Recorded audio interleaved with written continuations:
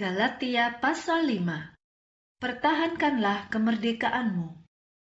Kristus telah membebaskan kita demi kemerdekaan kita. Jadi, berdirilah teguh dalam kemerdekaan itu. Jangan sampai beban perbudakan dipakaikan lagi kepadamu. Dengarkanlah, aku, Paulus, mengatakan kepadamu bahwa jika kamu kembali kepada hukum Taurat dengan disunat, berarti Kristus tidak ada gunanya bagimu. Sekali lagi, aku memperingatkan bahwa setiap orang yang membiarkan dirinya disunat harus melaksanakan semua perintah hukum Taurat. Jika kamu berusaha dibenarkan dengan melakukan hukum Taurat, berarti hubunganmu dengan Kristus sudah putus. Artinya, kamu sudah keluar dari anugerah Allah. Tetapi melalui Roh dan karena keyakinan kami kepada Allah, kami sedang menunggu kebenaran yang kami harapkan. Di dalam Yesus Kristus, bersunat atau tidak, tidaklah penting. Hal terpenting adalah keyakinan kepada Allah yang dinyatakan lewat kasih. Dulu kamu telah berusaha dengan baik. Lalu siapa yang sudah menghalangimu untuk berhenti menaati kebenaran? Bujukan itu bukan berasal dari Allah yang telah memanggil kamu.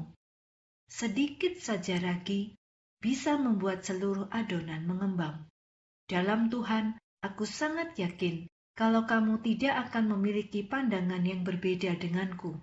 Tetapi, siapapun yang berusaha membuatmu bingung akan dihukum. Saudara-saudara, jika aku masih mengajarkan tentang sunat, mengapa aku masih dianiaya juga? Kalau memang aku masih mengajarkan sunat, maka beritaku tentang salib tidak akan menjadi masalah. Aku harap orang-orang yang sedang mengacaukanmu itu mengebiri diri mereka sendiri. Saudara-saudara, Allah telah memanggilmu untuk merdeka, tetapi jangan gunakan kebebasanmu untuk memuaskan hawa nafsumu, melainkan kamu harus saling melayani dalam kasih. Sebab seluruh hukum Taurat disimpulkan dalam satu perintah ini. Kasihilah sesamamu manusia, sama seperti kamu mengasihi dirimu sendiri. Jika kamu terus saling menggigit dan mencabik satu terhadap yang lain, berhati-hatilah. Bisa-bisa kamu akan saling menghancurkan.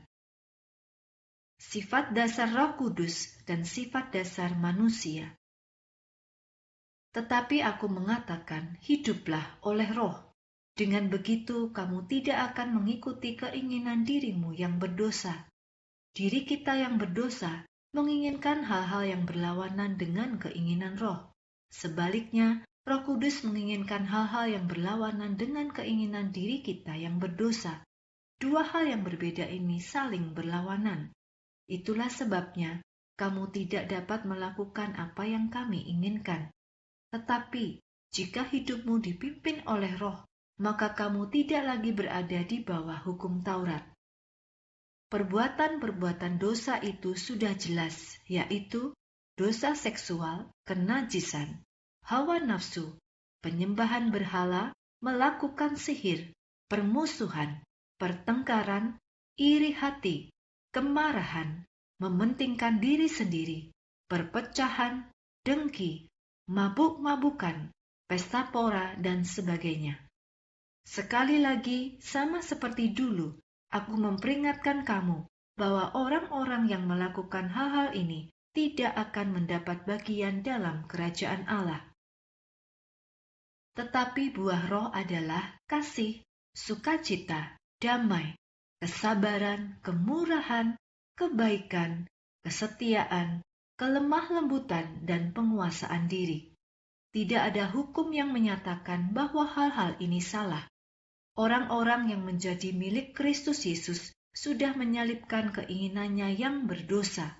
Mereka sudah meninggalkan segala nafsu jahat yang ingin mereka lakukan. Kalau kita hidup oleh Roh, kita harus berjalan mengikuti kehendak Roh. Kita tidak boleh menjadi sombong. Jangan saling menyakiti hati dan jangan juga iri satu dengan yang lain.